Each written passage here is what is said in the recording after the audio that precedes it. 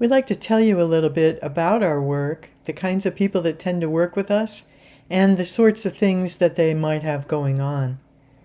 Many people who show up in our lives are in some sort of crisis. Their work might have become intolerable. Maybe their relationships are full of painful dynamics and conflict. They may be facing an illness, a physical illness, or emotional dis-ease from unresolved patterns from their childhood, past wounds or traumas. They may feel like they're stuck in repetitive patterns that they've worked and worked with but don't know how to get out of. A lot of people are feeling a great deal of pain because of what the mind is telling them about themselves, and they're believing what the mind is saying. They might be feeling slammed with limiting beliefs and harsh judgments, and they don't know how to deal with all of that mental content that's really creating a lot of suffering in their lives. Many, if not most, of the people we work with have been on a path of awakening for some time, but they might be caught by the spiritual ego and think that that path should be going somehow differently, or should be better than it is, or that it shouldn't be taking them into these pockets of pain and suffering that we've found are inevitable along the way to full awakening. So a lot of the people who come to work with us have often tried lots of other tools and techniques to support awakening, but many of them have been based in spiritual bypassing or trying to rise above what's going on rather than confronting it and being with it directly. And we simply found that this doesn't work. And believe me, we've tried early in our journeys. The reason all that content is in our subconscious is because it's been repressed. That means sometime early in our life, we came into a situation where things happened inside of us emotionally, mentally, etc., that were more than we felt we could deal with, at least our ego felt we could deal with. So it said, we're going to push that stuff down so we don't have to deal with it and it doesn't cause us too much suffering. But in the process of awakening, it must come up so it can be faced, embraced, and released so that, again, that divinity in the core of our being can come forth. The belief that it has power over us is inherent in spiritual bypassing. It's saying, really, that stuff is not something I want to go near. We may justify that by going, well, it's not real, it's illusion, all that. But the bottom line is, we run away from it. We have found that when people have done that for long periods of time, all it tends to do is build up more power and charge in that unconscious stuff. So when it does come up, it can be extremely painful and overwhelming. So this work starts with basically a reframe.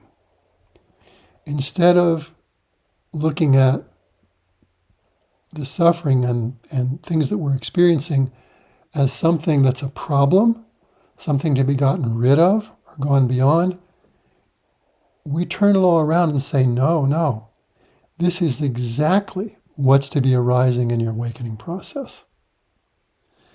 And that turns that fear and resistance into the potential to see it as an opportunity. And that's something that people get when they work with us over time. So that when something comes up, instead of resisting and running and doing whatever they do to avoid it, they go, oh no, we can be with this. We can simply turn within and face what's going on inside of us. Embrace it. What's rising up in my heart center? What's going on in my belly? We go in and we be present with it. We breathe and we feel and we allow it to simply be there. That's why we like to say that our stuff, all the different things we have going on, is not in the way. It is the way. It is exactly the stuff that we need to be with, because those things that are the roadblocks, seemingly, in our journey of awakening are actually able to be turned into the pathways more and more deeply into who we really are. All that dark, limiting content, emotionally, mentally, is the very substance that needs to be opened to receive the light of our divinity. It's the dark mulch, the fertile soil that the light from our higher divine levels of being needs to incarnate and become embodied and expressed through.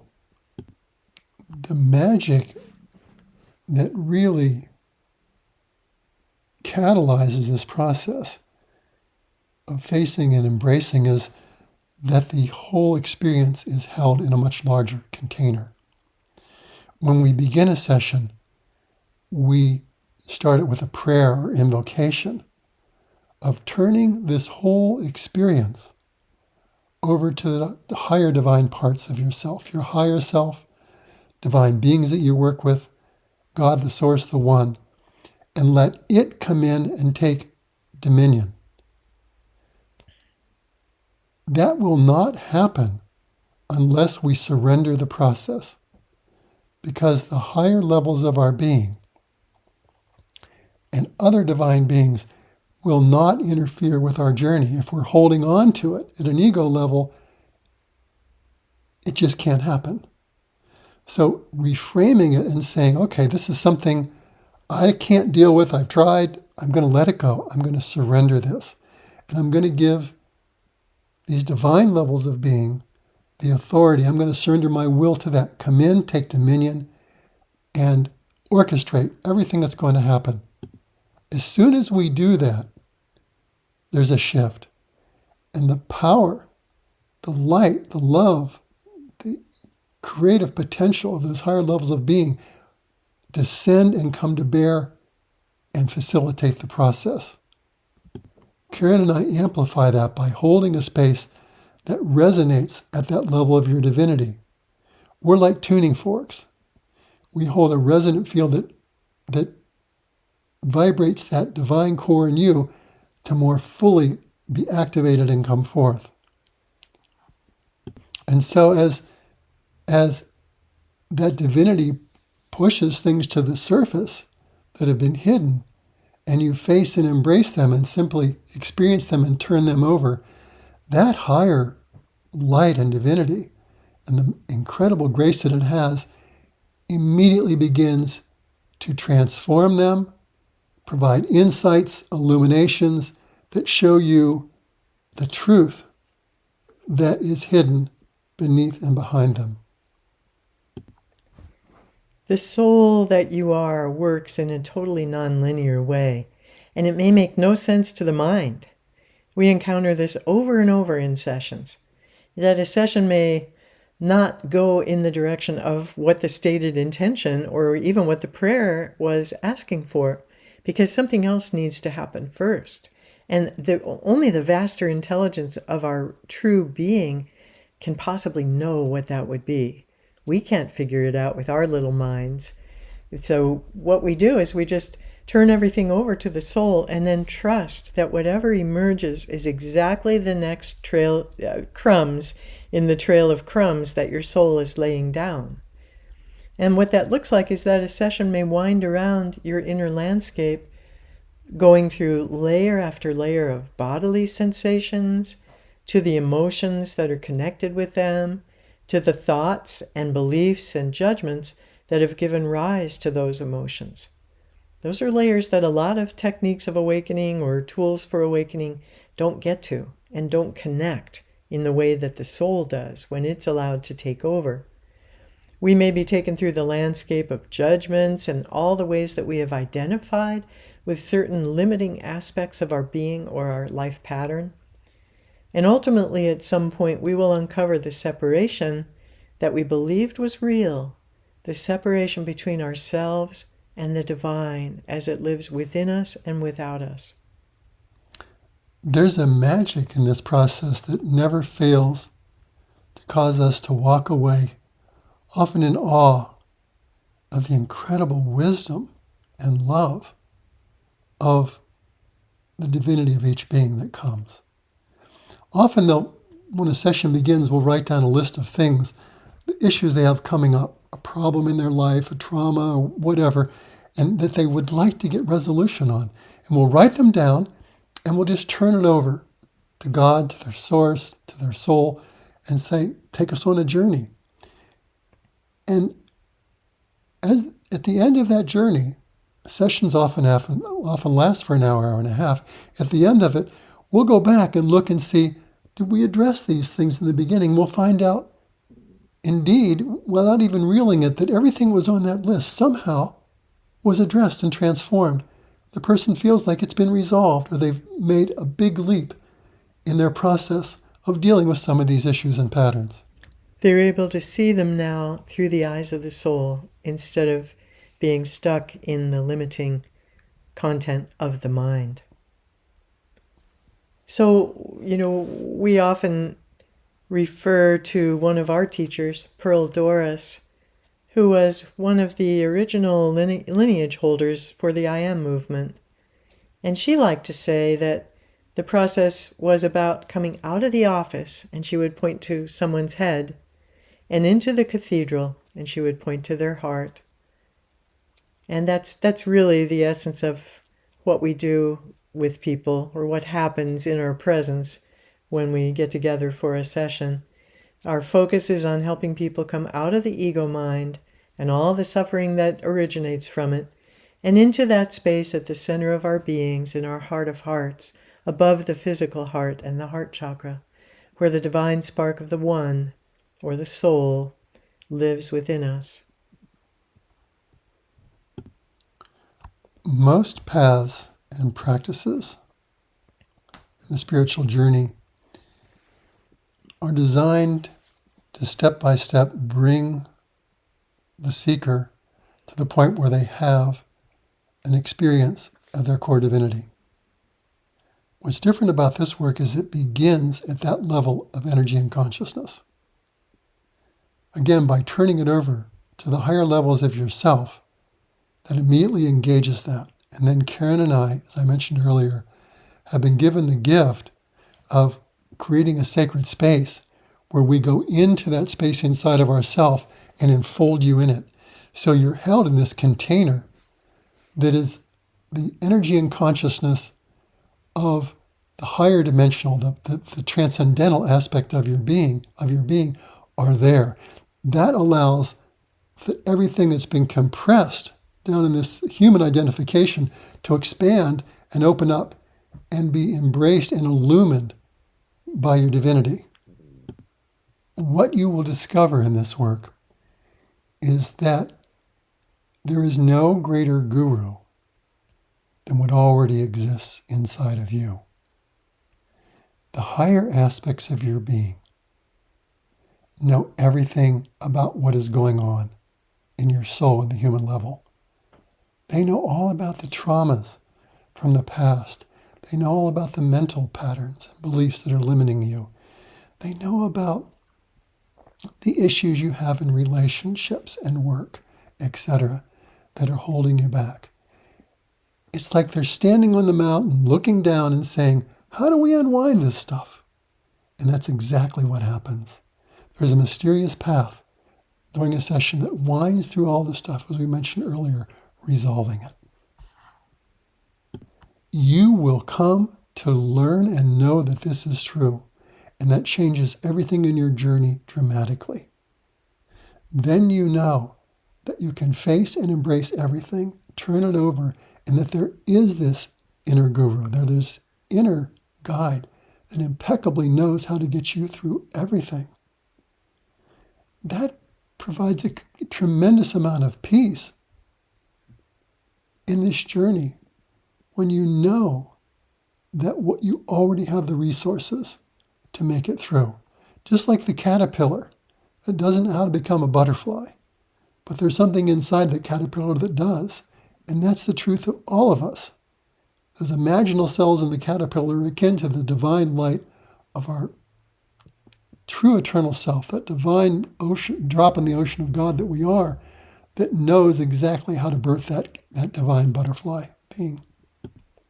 As we make this fundamental shift out of the ego mind and into the soul and beyond, we discover a way of being that we never knew was possible, a way that might sound like a fairy tale or a fantasy come true, because we tap into a space that holds infinite calm, eternal peace, limitless love, love for ourselves, love for others, love for all of life, and love for the journey of awakening, love for even the so-called obstacles that arise in our journey, because we know all of that is part of the path that's taking us home to who we really are.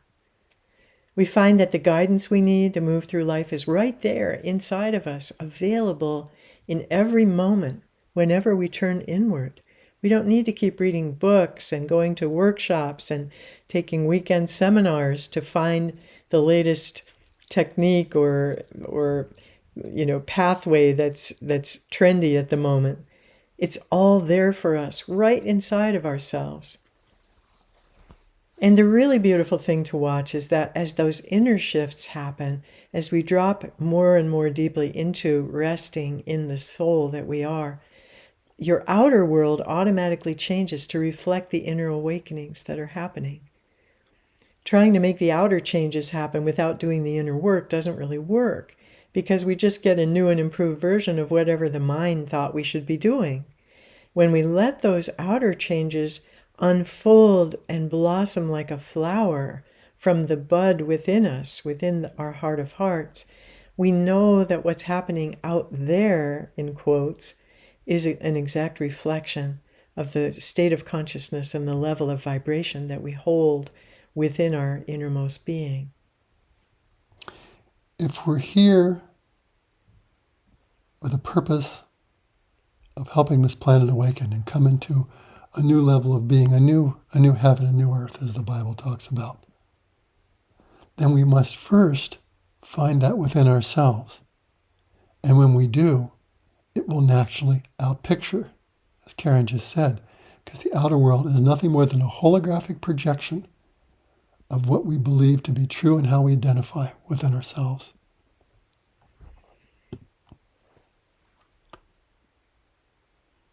Imagine knowing that when challenges arise, both within and without, that you no longer need to fear, resist, avoid, or run from what you encounter, but instead, you will come to know them as an opportunity, a doorway to further awakening. Imagine knowing that you now have the skills and the capacities within you to do this, for you will gain them progressively through this work. Imagine tapping into a source of unerring, perfect guidance that shows you exactly what you need to do, even in the most challenging circumstances. Imagine discovering within yourself a fountain of truth that lets you know, with no doubt whatsoever, exactly what is true for you. Especially in these times with all the contradictory and confusing information that's floating around out there in the human sphere. Imagine that knowing is always showing you in every moment whatever is next that has light, that has juice, that has energy around it. Imagine having the capacity to drop deep within yourself into the inner sanctum of your soul, where there is a place of eternal peace that is imperturbable. In a world with increasing chaos, this may be the most important divine quality or attribute that we need. Imagine yourself living the soul purpose and destiny that you came here for in this lifetime, and feeling completely fulfilled as you experience that. Imagine knowing that you are an eternal, unchanging, divine being. Imagine knowing that there is no such thing as loss or death, nothing to be afraid of.